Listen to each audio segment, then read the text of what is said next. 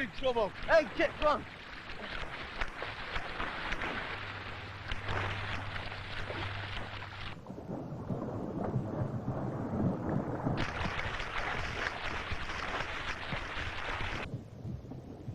Paul has stopped breathing, so from now on, every second counts. The sooner air can be got into his lungs, the better the chances of his living rather than drowning.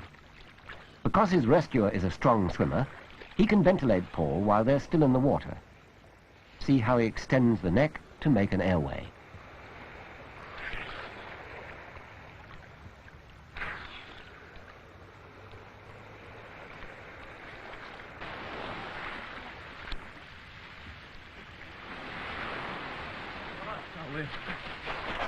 Paddy, go to the clubhouse. After making that airway again, clear the mouth of debris and start mouth to mouth at once. Every second counts. Get air in. Don't panic, just get air in. Don't give up. Don't ever give up until a doctor orders you to.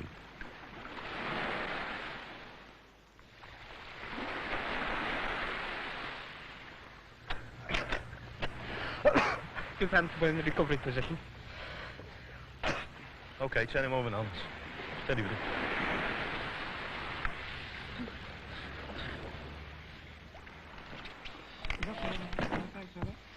Let's get her out then. Where we go?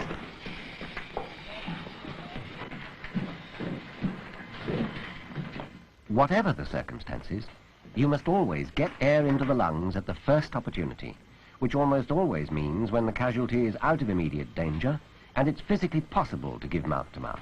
Don't wait until it's convenient. What's convenient for you could mean death for the casualty.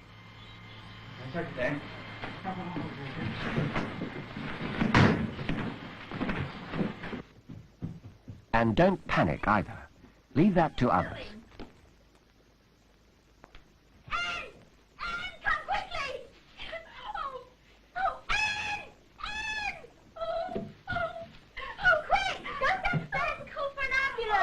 Give the panicker something useful to do, even if it is your mother, and get on with it.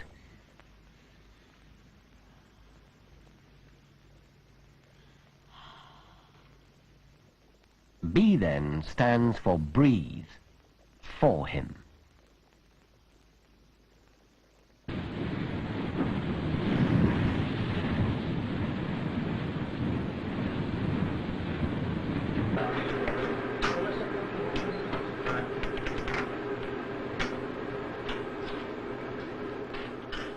Now here there's going to be an extra complication. Let's watch.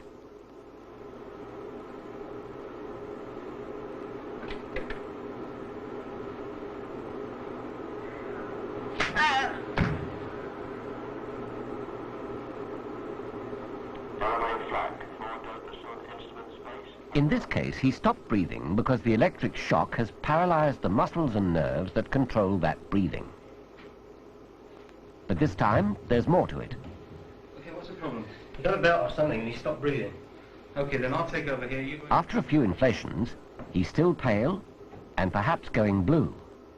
There's no major pulse, which means his heart has stopped as well, and ventilation on its own is not enough. The heart must be restarted by ECC, external chest compression. Divide the bottom 2/3 of his breastbone in half to find the bottom third. Put the heel of one hand there. Cover this hand with the heel of your other hand and interlock your fingers. Keep your arms straight and press at about 80 times a minute, just over 1 a second. Incidentally, never do this on a conscious patient. His normal heartbeat could be upset by it. This is the C of our ABC. Circulate the blood by chest compression. The casualty should be on a firm surface. The breastbone can be pressed down safely for about 4 centimeters, 1.5 inches. And what you're doing is raising and lowering the pressure in the chest, forcing blood out through the arteries, carrying with it the oxygen you've supplied by mouth to mouth, and sucking blood in through the veins. The compressions should be firm and controlled. Violent movement fails to produce the right pumping action, and could damage internal organs. And of course, you must keep up the ventilation. Because he's on his own, this rescuer is giving 2 inflations for every 15 compressions. If you have a helper, you should give 1 inflation for every 5 compressions. Okay, take over the ventilation.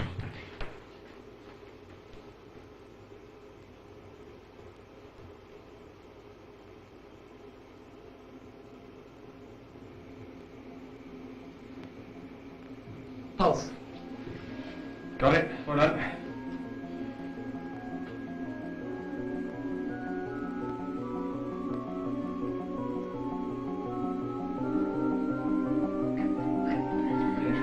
And remember, never give up. Never give up. Always assume that life is there until you're proved wrong. Got a good pulse. Well done. Let's go through it once more. Breathing stopped. As soon as you possibly can, make an airway. This may be all you need to do to save a life. If breathing doesn't restart, ventilate without delay. Remember, seconds count.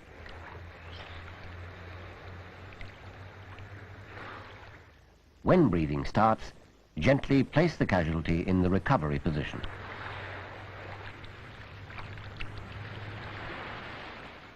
Heart stopped.